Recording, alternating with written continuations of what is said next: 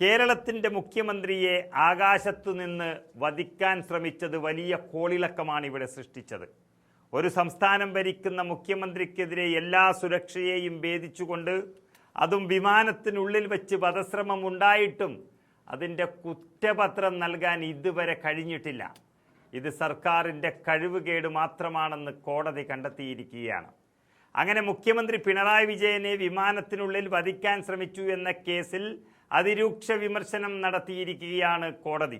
3 വർഷം കഴിഞ്ഞിട്ടും ആ സംഭവം എത്രയും വലിയ കോളിളക്കം സൃഷ്ടിച്ചിട്ടും കുറ്റപത്രം എന്തുകൊണ്ട് സമർപ്പിക്കുന്നില്ല എന്നുള്ള കാര്യമാണ് കോടതി ചോദിച്ചത്.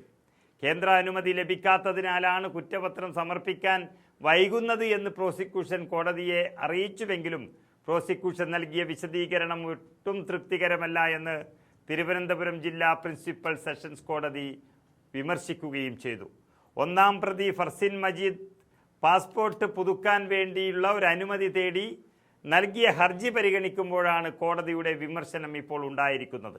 നമുക്കറിയാം, ഏറെ കോളിളക്കം സൃഷ്ടിച്ച കേസായിരുന്നു അത്. അതായത്, കണ്ണൂരിൽ നിന്നും തിരുവനന്തപുരത്തേക്കുള്ള വിമാനയാത്രയിൽ മുഖ്യമന്ത്രിക്കെതിരെ യൂത്ത് കോൺഗ്രസ് പ്രവർത്തകർ പ്രതിഷേധിച്ചത് വൻ വിവാദമായിരുന്നു. 2022 ജൂൺ 13 മുഖ്യമന്ത്രി പിണറായി വിജയനെതിരെ ഇങ്ങനെയൊരു പ്രതിഷേധം ആകാശത്തു നിന്ന് നടക്കുന്നത്. 4 കോൺഗ്രസ് പ്രവർത്തകരാണ് കേസിലെ പ്രതികളായിട്ടുള്ളത്. യൂത്ത് കോൺഗ്രസ് സംസ്ഥാന വൈസ് പ്രസിഡന്റായിരുന്ന മുൻ MLA ശബരിനാഥൻ, അതുപോലെ യൂത്ത് കോൺഗ്രസിൻ്റെ നേതാവ് ഫർസിൻ മജീദ്, നവീൻ കുമാർ, സുനിത് എന്നിവർക്കെതിരെയാണ് കുറ്റപത്രം തയ്യാറാക്കിയത്. പക്ഷേ അത് സമർപ്പിച്ചിട്ടില്ല. വിമാനത്തിനുള്ളിൽ വെച്ച് മുഖ്യമന്ത്രിയെ വധിക്കാൻ ശ്രമിച്ചുവെന്നാണ് കേസ്. അങ്ങനെ ഒരു സംസ്ഥാനത്തിൻ്റെ മുഖ്യമന്ത്രിയെ തന്നെ വധിക്കാൻ ശ്രമിച്ച കേസാണ് 3 വർഷം കഴിഞ്ഞിട്ടും പൊടി പിടിച്ച് അവിടെ കിടക്കുന്നത്. എന്നാൽ കുറ്റപത്രത്തോട് മുഖം തിരിക്കുകയാണ് കേന്ദ്ര സർക്കാരും ചെയ്തത്.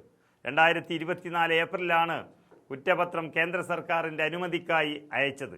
ഇതുവരെ കേന്ദ്രം അനുമതി നൽകിയിട്ടില്ല. സിവിൽ ഏവിയേഷൻ നിയമം ചുമത്തിയോടെയാണ് കേന്ദ്രാനുമതി വേണ്ടി വന്നത്. മുഖ്യമന്ത്രിക്കെതിരെ വിമാനത്തിൽ പ്രതിഷേധിച്ച യൂത്ത് കോൺഗ്രസ് പ്രവർത്തകരെ കയ്യേറ്റം ചെയ്ത സംഭവത്തിൽ വധശ്രമം, മനഃപൂർവ്വമല്ലാത്ത നരഹത്യാശ്രമം, ഗൂഢാലോചന, ഭീഷണിപ്പെടുത്തൽ എന്നീ കുറ്റങ്ങളും ചുമത്തിയിട്ടുണ്ട്. വിമാനത്തിൽ മുഖ്യമന്ത്രിക്കെതിരെ പ്രതിഷേധിച്ച് വധശ്രമക്കേസിൽ പ്രതികളാകപ്പെട്ട യൂത്ത് കോൺഗ്രസ് പ്രവർത്തകർ ഫർസീൻ മജീദും നവീൻ കുമാറും നൽകിയ പരാതിയിൽ EP ജയരാജനെതിരെയും കേസെടുത്തിരുന്നു. മുഖ്യമന്ത്രിയുടെ ഗൺമാൻ അനിൽകുമാർ, അതുപോലെ PA സുനീഷ് എന്നിവർക്കെതിരെയും കേസെടുത്തിട്ടുണ്ട്. Thiruvananthapuram judicial first class magistrate കോടതിയുടെ ഉത്തരവിൻ്റെ അടിസ്ഥാനത്തിലായിരുന്നു പോലീസ് കേസെടുത്തത്. അതിനുശേഷം EP ജയരാജനും ഇൻഡിഗോ കമ്പനിയും തമ്മിൽ വലിയ പ്രശ്നമുണ്ടാകുകയും ഇൻഡിഗോ വിമാനത്തിൽ ഇനി കയറില്ല എന്ന് ജയരാജൻ പ്രഖ്യാപിക്കുകയും ചെയ്തത് നമ്മൾ കണ്ടു. പക്ഷേ ജയരാജൻ മാസങ്ങൾ കഴിയുമ്പോൾ ഇൻഡിഗോയിൽ തന്നെ അഭയം പ്രാപിക്കുകയും ചെയ്തു.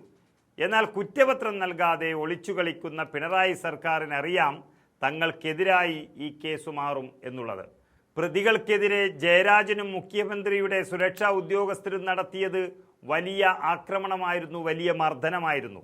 അതെല്ലാം പുറത്തു വരുമെന്നൊരു പേടിയും കുറ്റപത്രം സമർപ്പിക്കുന്നതിൽ നിന്നും സർക്കാരിനെ പിന്നോട്ടടിച്ചു എന്നാണ് അറിയുന്നത്.